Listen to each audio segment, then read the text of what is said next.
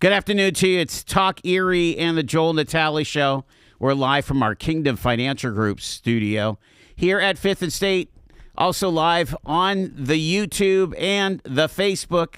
We're having the crucial conversations that Erie needs. And I'm glad to welcome back my friend, Dr. Matthew Platz. He is the Executive Director of the Corry Higher Education Council, making his way up, 45 minutes? No, about 40. 40 minutes. In the weather. In decent weather. Nice today. Yes. Roads are clear. Oh, yeah, perfect all the way up. Beautiful, beautiful. Little snow flurries, though. Oh, yeah. Popping up along the way. Yeah. It was kind of out of nowhere. Well, we're going to be like -4 at the airport. What does it get in Corry? It's good, like 5 degrees colder usually, It's a lot right? colder. Yeah. The other morning, I think we were in the negatives when I got up to go. We were looking at probably, I was like -4 here. Yeah. And by the time I pulled into the parking lot at the Corry Hi-Ed, it said -11 on the car. It was so cold that I've never seen this before. You could actually kind of see that the moisture in the air was creating like this heavy fog, and it was very strange, but it was so cold down there. I mean, just golly. terrible cold. I want you to, before we jump into the breaking news coming out of the Corry Hi-Ed, I want you to remind folks how this started, because it's a unique educational institution, isn't it? It is. It is. We are one of 9 community education councils throughout the Commonwealth. They're all in rural areas. So they're serving people who do not have the access to education like we think they do. Here in Erie, we're pretty fortunate. We have Mercyhurst, we have Gannon right over here, Penn State Barron. You know, even if you go further south, you have Allegheny College, Penn West Edinboro. The list goes on. And people that are in those communities very easily can get to those educational opportunities. The CECs are in place to serve the rural areas where people may have that barrier to transportation.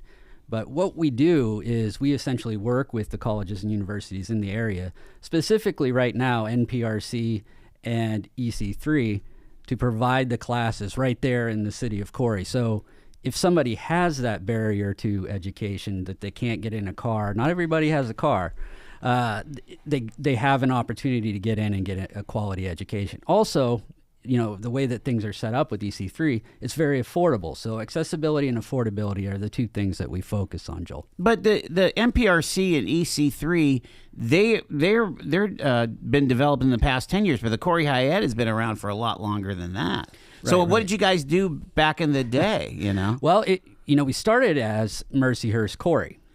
So when Mercyhurst was in that time of expansion, when they had those regional campuses, they were looking out at Northeast. They were looking out at Corry. Before they went to Northeast, they were looking out at Corry. They did not get as much of the community support that they needed.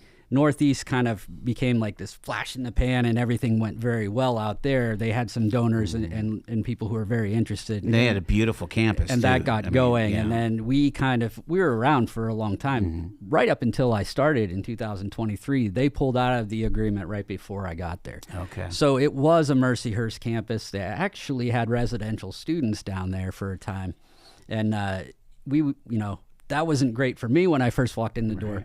But my predecessor, Brody Howard, had already built different relationships with EC3 and NPRC. Those were in place before I got there. So we're pretty fortunate to be able to offer those classes. Since I got down there, I've had an open door. Okay, Mercyhurst, you left, that's fine. But we can work on the distance. You don't have to be present as much. So we have great relationships with Gannon, Mercyhurst, Allegheny College, Penn State Barron. We work with all of them now. So are you having college level courses, certificates? What kinds of things, that you work with the colleges about? Sure. So right now we can offer any class that EC3 offers. There is an opportunity for people to take that asynchronously, so they can take it right online. You don't have to even leave your home if you don't want to. We have the ability to bring students into our building and take the classes there. That's been kind of the way that NPRC has operated. We have a space. They set up with the instructor, and they get started on the class, and they kind of get taught like the instructor is there, except they're someplace else, teaching to a bunch of different rooms throughout the county and throughout the state, really. Right. The NPRC model is that center, using the technology, right? Right. So, right now we are working on, this is one of our big announcements. Right now we're working with the high school and EC3 to put a dual enrollment program together. So this is great stuff. The Corry Area School District will pay for the dual enrollment courses. So right now we are looking at presenting the high school students with the opportunity to get business courses, entrepreneurship courses. They can knock out some of their basic education credits so that when they walk out of that door on graduation day, they'll have some of their college credits already out of the way. So like freshman English kind of thing? Or? Right. Okay. English composition, the whatever you call it, the freshman experience. There's different things that they can take, and they can walk out on graduation day with some of their college credits already knocked out for free, mind you, because the Corry School District has that ability to pay for that right now. That's fantastic. Wow. And again, that's just coming about now. The other part of it, other than like working with the traditional college age student, there is this element of supporting the community with lifelong learning. So talk about your philosophy and all that. So I look at it from my perspective, right? I went through and I got my undergraduate degree in the normal time when most people did that. You graduate high school, you go off to college, you get your 4-year degree. I became what would be considered probably a lifelong learner when I got my first real job at Mercyhurst College. That afforded me the ability to get my master's degree while I was there. They paid for that, and I got to do it, during non-work time. So that was really great. Then I decided to go get my PhD, which in retrospect, I probably would not have done. I didn't need it to get the job that I currently have. But that urge and desire for lifelong learning was kind of always there. I get kind of bored. I like to read a lot. Where's your PhD from? Gannon. Oh, wow. So I did the I-79 educational pathway. So I started down at what was Edinburgh University, now Penn West. I got my master's degree at Mercyhurst College at the time, now Mercyhurst University. Then I got my PhD up here at Gannon. So and that's in organizational leadership? Organizational learning and leadership, yeah. Which is it's a great degree. Oh, my gosh. It is, but it doesn't exist anymore. They closed the program. Right when I was graduating in 2023. They snuck it out. Yeah. Wow. Well, and I mean, don't we need good leaders? Right. I think so. I hear you ask that question on your show quite a bit. What is the leadership? What does leadership look like in certain organizations, and how do people approach it? And it's important to understand how it works and what motivates people, and to kind of bring that to any kind of relationship. Well, as an organization goes, as a leader goes, so does an organization, and that starts at the family unit all the way to the neighborhood and. Whether it's nonprofit, for profit, it does, public, the government. Yeah. Yep. I mean, we've all suffered under poor leadership. I think everybody has an example of that time in your life when you've suffered under poor leadership, and you can name it and understand it. And I hope that what people get out of that is an urge to learn from it and not repeat it. Right. Exactly. Wow. So for that lifelong learner, you offer things like, I mean, you had that great series about home ownership. Right? Unbelievable. All of it. We did. We had that great series that was put on with the land bank, I believe. And we had that series where, if you buy a home and you're moving, a lot of people move out of renting, right? So you're moving from renting. And if something breaks, the refrigerator breaks, you call your landlord and say, hey, the refrigerator's not working. Yeah. And they come over and either fix it or replace it. But when you buy your home, if your refrigerator breaks, you have to figure out how to fix it or get a new one. If your furnace breaks, you have to figure out how to fix it or get a new one. And this can be any number of things. So that series focused on, any number of things: plumbing, simple electric work, certain carpentry work, and it walked through all of those, types of things that you could face in home ownership. And it was well attended, and I think people really benefited from it. And you kind of think sometimes, a lot of people aren't handy anymore. Mm-hmm. I think of my parents, my dad, growing up, he could probably fix anything. And my dad made me sit with him while he was working on the switches or the outlet or some simple plumbing, changing out a Were you faucet. The worst flashlight holder on the face? Probably. Because I think I was. I'd be over here and he'd be like, "Hey," and he would reposition my arm, right? Yeah, that's not where I want you pointed at. Yeah. So Right. I had the same thing, and he'd drag me out there. I think back now, and this is just a life lesson for people. I wish I had paid more attention. Mm-hmm. Yeah. I've heard Dale Earnhardt Jr. say that about his dad, and it rings true for me. Wow. I wish I had paid a little more attention. He has a lot of knowledge. He could rewire your house. Probably not anymore, but he could teach you how to do it. But yeah, it's pretty remarkable. Yeah. The other part that I'm fascinated by, and again, I'm not sure I've ever even been in the building down there. You got to come down. Take a trip. Wait till it gets nicer out. Yeah, exactly. Is you have these community events, and so you're having Dr. Jeffrey Bloodworth come down from Gannon again, just kind of having a conversation with citizens from Corry about where things are at with politics, or you might have something kind of more spacey, or a couple of things. Jeffrey Bloodworth, he's a great presenter, right? And this came in. We got you asked me a little bit about some of the pushback you get from the public, and when you do an event or whatever, we had Dr. Bloodworth come down, and we wanted him to talk about, the change in leadership that happened, back to leadership. President Trump was sworn in, and there were some major changes that came through. And what we wanted people to understand is kind of the nuts and bolts of that. I know there's a passionate feeling. You either like him, you don't like him. That wasn't talking about Trump. Yeah. That wasn't where the Corry Hi-Ed was trying to focus. So, we had to push through that a little bit. If you like him, fine. If you don't, fine. But we wanted people to understand what some of the executive orders meant for them and meant for us as a nonprofit, meant for these folks as a business owner, because it did affect people, and it does affect people. And it was a nonpartisan talk, and the first one happened, and people were like, wow, this is really great. So he's developed a series and keeps coming down. Another community conversation, we are great partners with the Jefferson Educational Society.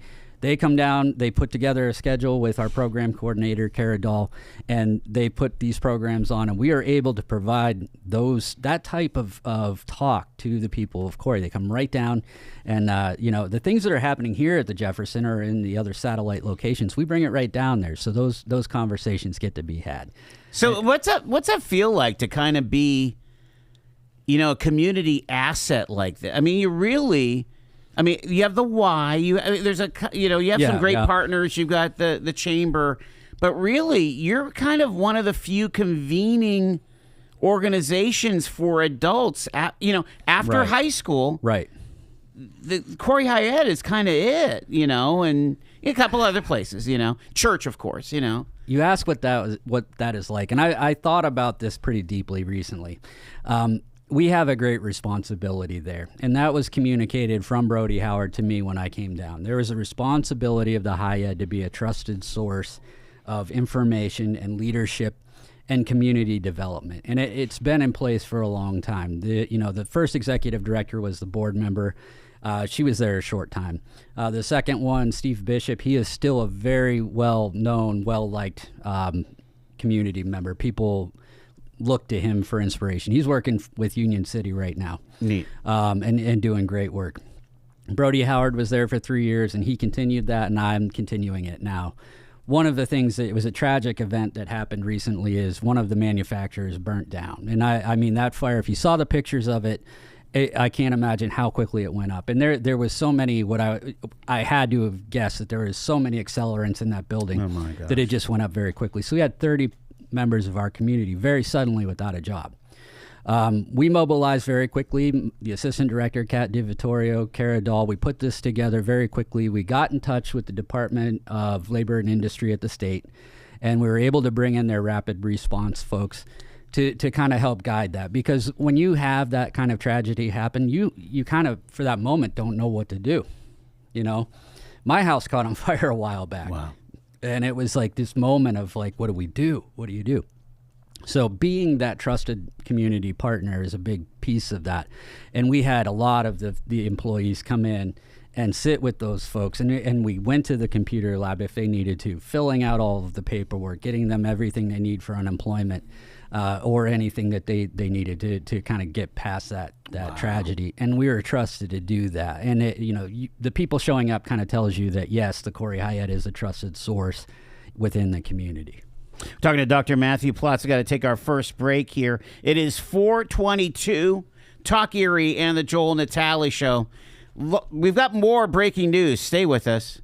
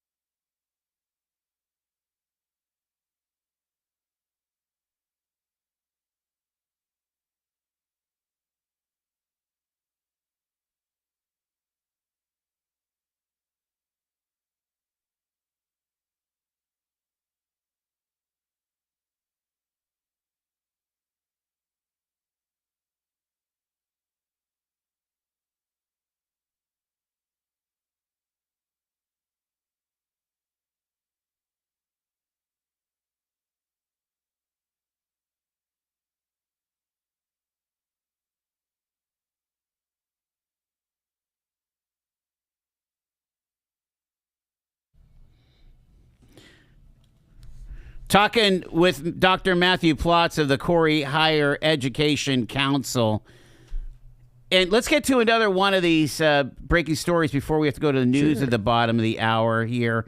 Matt, you're talking about you have a new partnership with EC3. Tell us about that. That's the burgeoning relationship with EC3. So Brody put that in place before, so we were kind of clicking along with some of the classes. But there's been a real challenge with enrollment and getting the attention of people in Corry to come and say, okay, you know what? And again, are you directing this toward that 18 to 24? Or are you going kind of more into the late 20s and early 30s? Yeah, I mean, if you're ready to reskill, if you experience this fire, you don't want to work in a manufacturer anymore, maybe it's time to change the way that you approach this. College classes are certainly for adults. It can be 18 to 24, but if you're older than that, you want to come check it out and you have an idea. What we're putting together is a new partnership to emphasize the entrepreneurship, the associate's degree in entrepreneurial thinking. I don't know if I have that right. Dr. Gray or Sean Muskevich will probably call me later and say, hey, that wasn't the right name of it. But it's the entrepreneurship. What is it? Oh, I got it right here. Associate's degree in management and entrepreneurial thinking. There it is. There it is. So what we're going to do is we're going to put together, I think, a group of individuals who are the best of the best in the entrepreneurial space. And wow. Up here we know the names, right? Right, yeah. Agreed to come on and already working towards and teach some of these classes Adam Williams from Maverick Mindset. Yeah. He's gonna come on and teach some of the marketing and that he like a marketing master, right? He's probably the best at it of the people I know. Another name, huge in marketing, Rebecca Stein, for sure. Blind Tiger, Spirit Free Cocktails. If you don't know that, like if you don't know what's going on with her, I don't know where you've been. They're all through like Whole Foods, right? She has like 400 of them all over. She's in Wegmans. She's on, what is it? Is it Viking QVC Cruises, she was on yesterday. She's on QVC, yeah. The product was on QVC. Yeah, right. But, a marketing master. So you have these folks that are coming on. Jordan Fuller, he's gonna teach some from classes. The chamber, yeah. Gosh, I'm blanking on the names. I should have this list. So they're gonna come to Corry in person, if and when they can. The cool part about all these classes is that they are asynchronous. So we can teach them. If it's such a snowy day and Professor Adam Williams can't make it down to Corry, I wouldn't expect him to do that. I will also be teaching some of the courses. She'd be mad at me. Kathy Jones from Gannon, who was in the Beehive and Erie Technology Incubator, now at the Erie County Redevelopment Authority. She's on board. So fantastic. We're going to. And who's the target? Who comes to this? When you say entrepreneurial thinking and management and so on. Right. I think what we're trying to do is provide another opportunity for those folks who are thinking of starting a business. Okay. And a lot of people that think about starting a business say, hey, you know what, I'm really passionate about anything. You can pick it, whatever the widget is, tying flies for fishing, and I want to sell those.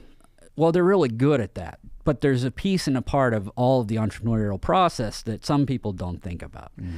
You got to keep books. You have to create whatever your legal strategy is to be able to pay your taxes and do all the things. And, there's so many pieces and parts of that folks don't think about. What we'll be able to do with EC3 is put this together with all of these people who know what they're doing and have done it, and you would have the experience to be able to learn from them. And also be able to access the entrepreneurial ecosystem. When you think about the Beehive and all the resources. You're going to be connected with these people who have just know how to do it and get it done. And I'm excited about it. And if you live in Erie County right now, that education is free. So we're going to push that, and I don't know when that time will end at EC3. I imagine, once the accreditation process goes through and they can take Title IV funding, the conversation will change a little bit. But yeah, we're free right now, and we'll get that up and running. And I'm excited about it because we have not had an intentionality with EC3. It was kind of, okay, if we get one student or two students. We are really pushing now to get first of all, dual enrollment up at the high school to kind of get the high school kid thinking about this process, and then the adults for this process too. And I'm excited to teach the courses. I can't wait to start digging in and go through that entrepreneurial process with people. You were saying something to me recently that, that it's working. Like the Hi-Ed's approach is reaching more and more folks in the Corry area. You've got double-digit growth, don't you? We do. I don't have the numbers. I should have brought them with me. We did just anecdotally because I got 10 seconds. The year over year, I think we had like a 73% increase. It was not. It was outrageous. That is. It was totally outrageous how many more people we had through our doors. Fantastic. We got to take our break. Dr. Matthew Platz is with us here. We're going to do the bottom of the hour news break and more from the Corry Hi-Ed on Talk Erie.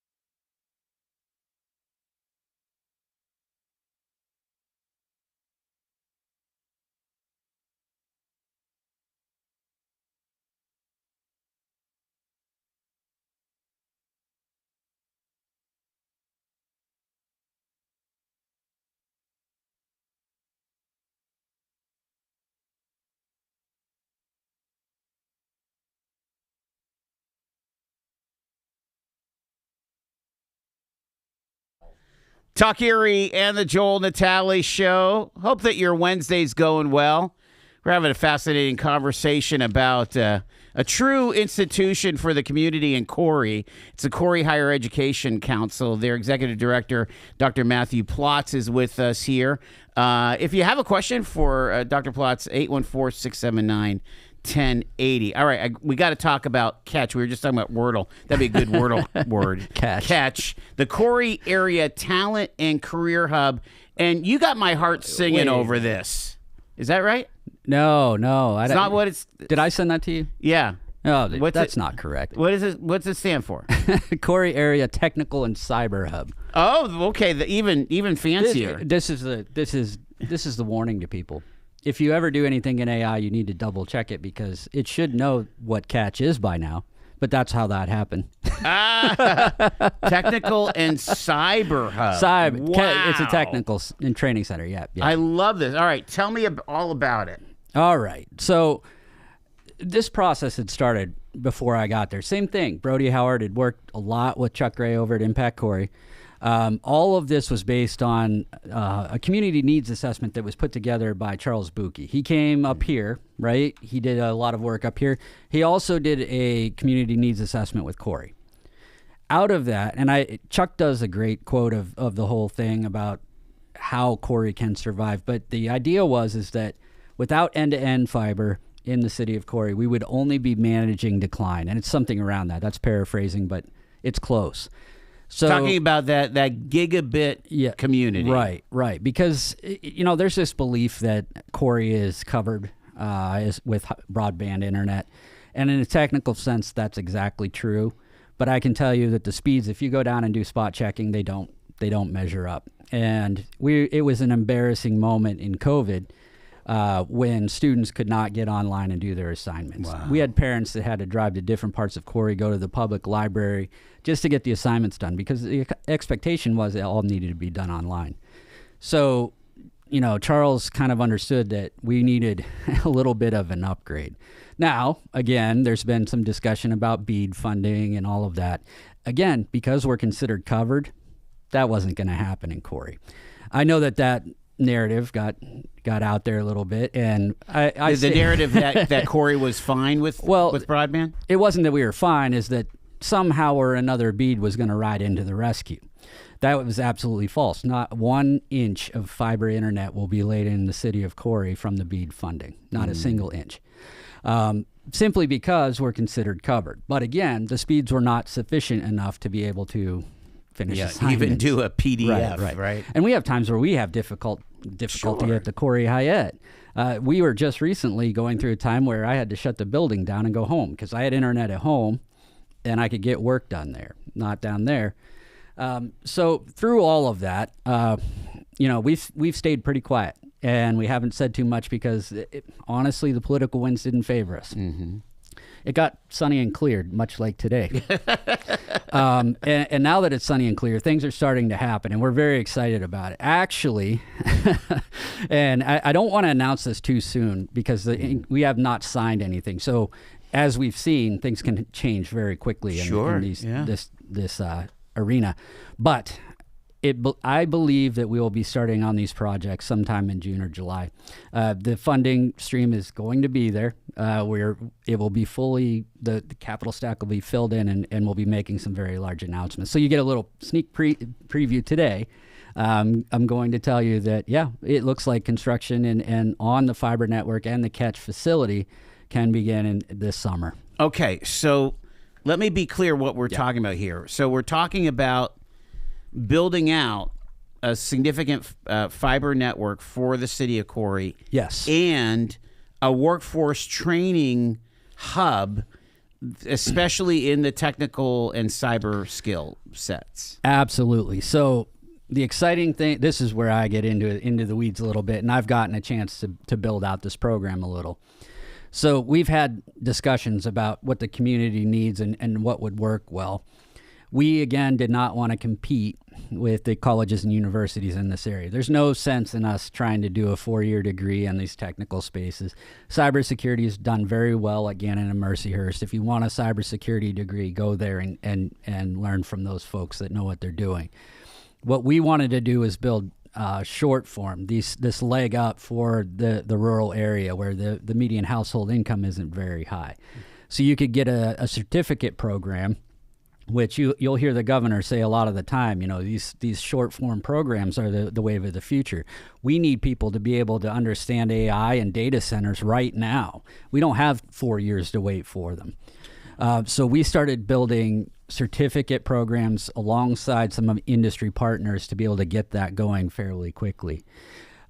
We have employers in the region, including VNet here in Erie, Blue Fiber down in Youngstown, and I'm going to blank on some of the other groups, but they need fiber installation technicians, and it is in a bad way. I think what we had in the letters and agreements, we had probably 50 to 60 jobs that they're ready to hire right now because the BEAD funding is coming. Okay. And the areas that are lucky enough to get that funding, they're going to need a lot of technicians very quickly. So we have worked with an industry partner who is well known. I've vetted that industry partner with all of the ISPs here locally in the area to say, is this training going to be sufficient for your fiber tech installation needs? And they've all agreed yes. So we have a training partner that will come in. We'll have a state-of-the-art lab in the renovated space that will allow fiber tech installation technicians to get trained. And the coolest thing is this is like a 5-day course. It's all day, but it's 5 days, and then you get the certification at the end, and then you are ready to be hired by one of these ISPs. Those jobs, and we wanted to make sure we weren't just getting people trained to take a job for, $15 an hour. We didn't want that. These are high priority occupations. So I believe that those have to be over $65,000 really a year. So you take 5 days of training and you can go be a fiber tech installation. That could change a young person's life. Absolutely. In a matter of a month. Absolutely. Now, here's the cool part. And this is what we've really tried to do with all of these programs. We can provide that free of charge to participants. Holy smoke. So once we get that set up and we're ready to go, we will let people know, probably through my show, if you're ready to change your career, you want to be a fiber tech installation. It's not an easy job. You may be doing an install on a day like this where it's 20 degrees outside. Well, I got my fiber in my home last spring. Oh, lucky. And there's a lot to it. I mean, he's climbing the pole. He's bringing it over to the. I mean, it's like getting phone service back in the day. Yeah, you have to bring it all the way down. Got to ship. You got to make sure you're not messing with that cable, even though it's pretty rigorous, but it's still glass, and it's a glass fiber that you're stringing through your basement and coming up to the point of presence. They don't even call it a modem. It's not a modem. It's whatever the device is for the fiber. And it's to the last mile. It's right. There's no coax involved until I plug in my Cat 6 connection from my TV or from my computer. And you're ready to go. You'll never get that buffer signal again. Oh You'll never gosh. see that. Yeah, like I've forgotten about what buffering is like. Netflix will not stop in the middle of a movie. Do you remember that? That was yeah. It still happens at my house, and I'm So talk as well about this catch, because I've been hearing things about aeronautics and I mean, that's exciting teaching today. Pilots. What do you got on that? Okay, so Corry has a regional airport. That may be information. Was that Chase Lambert? No. What's that? What's the Corry airport? I think it has a name. Corry Area Regional Airport. I've never heard it. I thought it had a name. I might be thinking of Franklin area. Sorry, go ahead. Maybe. But we have an airport there. Yes. And that may be information that's new to a lot of listeners here, but we do.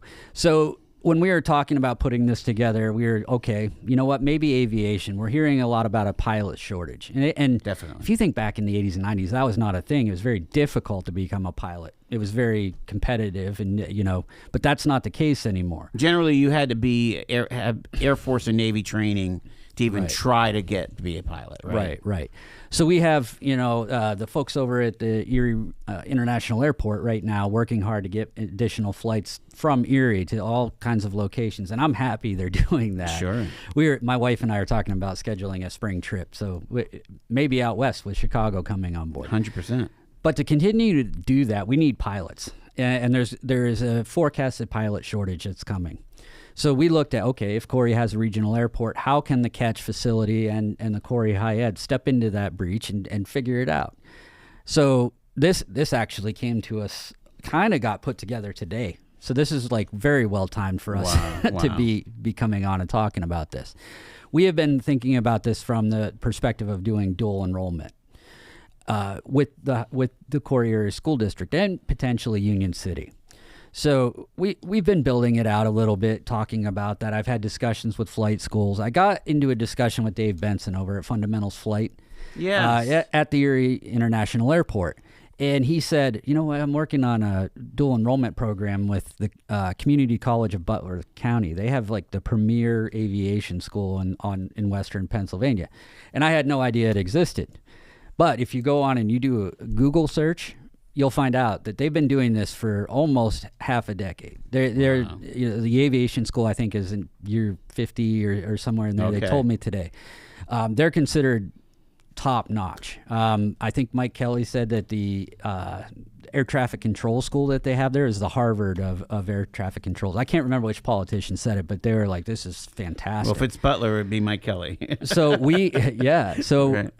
what we're able to do is provide asynchronous learning for high school students. Now, I talked to the people at Community College of Butler County, CCBC, today, and I said, what is your capacity? Because I started thinking, why don't we take this to the career Erie County Career Pathways Alliance, right? Mm-hmm. Why don't I take this to Mary Buell? And we offer this to every high school in Erie County. And the guy said, if you bring the students, we'll build the capacity. So today, that meeting got had. So there is a potential right now that we can start Corry Higher Ed now, right in Corry, Pennsylvania, kind of serving as the hub for pilot training in the high schools for the foreseeable future. Now, if you go through the CCBC program, it shortens the amount of time that you are required to do in your flight hours because of the way that they're certified to teach. And they have a few students that are highly motivated. You can get your associate's degree from CCBC in aviation prior to graduating high school. So you can they got their college degree before they graduated high school. And he shared that today. So we're very close to putting all of that together and being able to provide that for the high schools in this region. I'm super excited. The Erie Community Foundation came in for us probably right after I work, and it started working at the Hi-Ed, and they gave us a grant to be able to purchase equipment for these labs. We already have a Redbird flight simulator in the building, and we have enough money to buy a fairly intricate and technical CRX simulator. These students are going to be able to fly into Corry, come to our facility, and get some of their flight hours right there in our lab. And we're going to build this lab so that it's like one of the coolest places for people to be. And even if you're not in the program, people are going to want to see it, come in and maybe try the flight simulator. That's super cool. The aviation.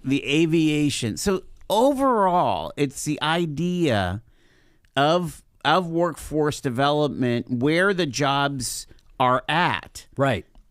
So whether it is, I'm looking here, using regional data to guide strategy, it's data informed, understanding that there's going to be needs at data centers with AI. Oh, you're bringing in another thing.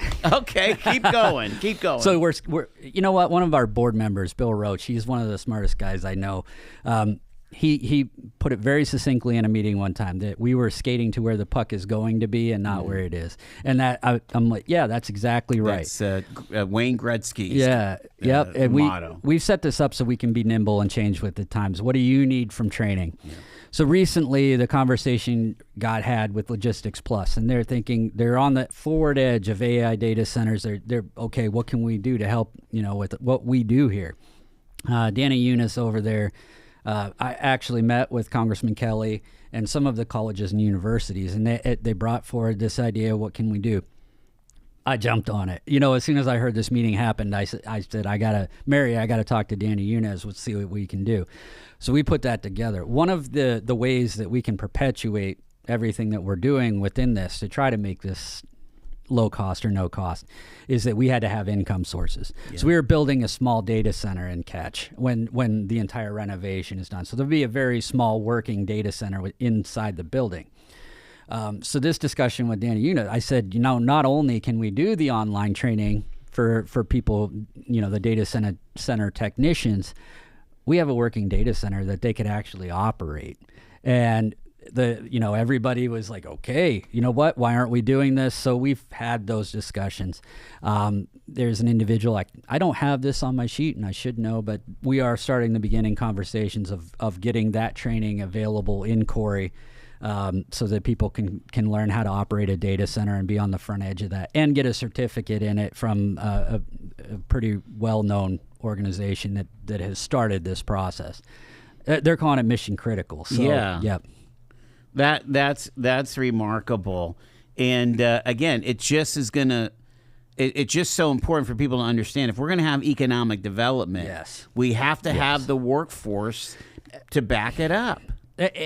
I see sometimes where they're like, well, it has to be workforce first. It has to be this first, housing first. It is not. There's no first. You have to be able to walk and chew bubble gum at the same time. Right. There are people working on these issues. Infinite Ear is working on housing, in different places. I was going to say, but if you draw a bunch of 25-year-olds to Corry, where are they going to live? Right. And is that an open question mark? No. Well, I know that Bob over at the Corry RDA, Bob Williams, they're working on the housing thing, and it has to be each and every part of it. Chuck is working on economic development where there are restaurants and places to go and shop and all of that fun stuff. The Corry Chamber is very innovative. Yeah. They seem to be on the ball. You can't forget any of these legs of the stool or it'll tip over, for sure. It's amazing. All right, I've got just a few minutes left with Dr. Matthew Platz here. Okay, let's say I'm sitting at Corry. Yeah. I know about the Hi-Ed, but I'm just too busy or blah blah blah blah blah.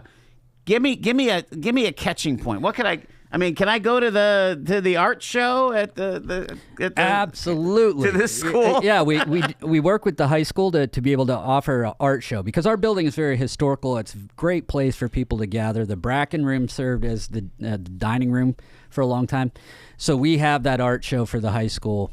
They come right in and all of the grades are able to showcase their art. We have music playing. There's a jazz band usually that's there. And it's a whole atmosphere that people can experience to look at the child's art and create this great experience. I recently read a book from Bill Strickland. He started the Strickland Global Institute. Yes. Right. The Manchester Bidwell. Manchester Bidwell, yeah. So inspired by that book, Joel. And I'm thinking, you know what? Why don't we try to feature some of the artists in Corry and jury some of their art in that show and allow them to be able to display their art in our newly renovated space.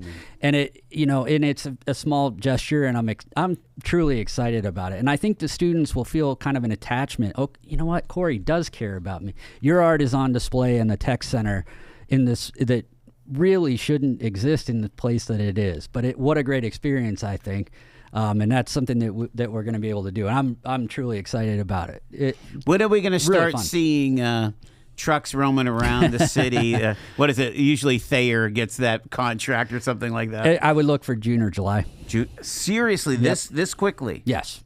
Today's conversation. There's going to be people on light poles. Oh yeah.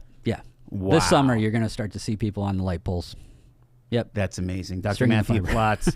Again, if people want to reach out to the Corry Hi-Ed, how do they get a hold of you? You can go to our website, the corryhied.org. You can go on there. You find all the information about us.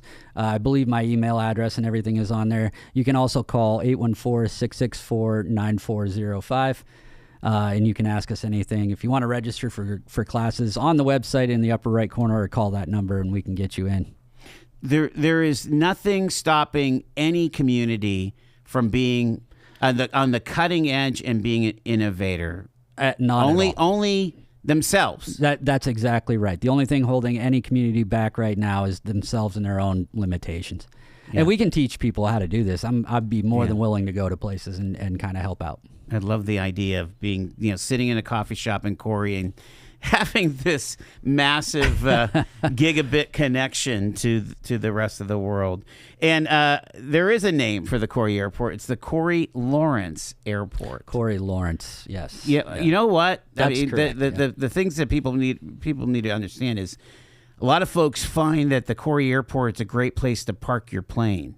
Yes. So there's a lot of folks from the region, from Erie and elsewhere, that will park their plane in Corry and do, whether it's a jet or, twin engine, single engine, and that's where it lives, is at Corry Lawrence. So very cool. Yeah. Thank you, Matt. I appreciate it. Absolutely. Man. Thank you. Again, Matthew Platz. He is the executive director of the Corry Hi-Ed and also the host of Community Chronicles Friday mornings at 8:00. I don't know who comes up with the idea of having a live talk show at 8, but he does it every Friday and does a phenomenal job. Brian Slavin and Jordan Fuller. There you go. Blame those guys. Who we got? Brendan Wiley and Thank you, Christine bro. Myers this week. You got it.